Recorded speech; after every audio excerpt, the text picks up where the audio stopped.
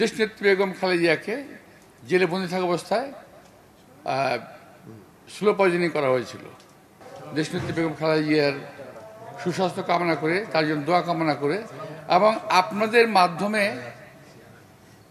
এই সারা জাতিকে আমি অনুরোধ জানাতে চাই, তার সবাই যেন শুধুমাত্র মসজিদ, মাদ্রাসা, মন্দির, মঠ, গির্জা নয়, প্রতিটি বাড়িতে প্রতিটি মানুষ যেন তার জন্য দোয়া করেন।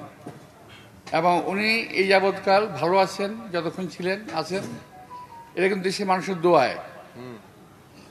এইটা ওনার প্রতি অত্যাচার হয়েছে, আপনারা তো দেখেন নাই, এটা আমি দেখেছি।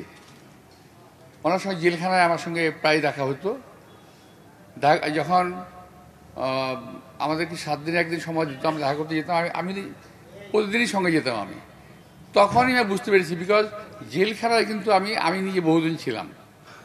আমি খুব সাবধান থাকতাম এক জায়গা থেকে, সেটা হলো জেল কর্তৃপক্ষ অনেক সময় ব্যক্তি বিশেষে তারা স্লো পয়জনিং করে।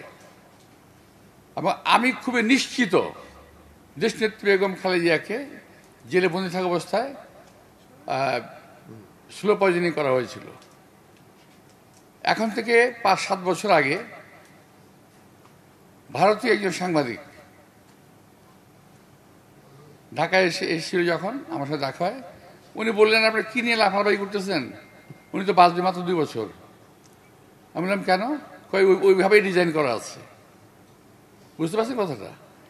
সেভাবেই ডিজাইন করা আছে, অর্থাৎ এমন কিছু থেকে খাওয়ানো হয়েছে উনি ধীরে ধীরে তিলে তিলে মৃত্যুমুখে পড়বেন। আল্লাহর রহমতে উনি কিন্তু এখন পর্যন্ত বেঁচে আছেন।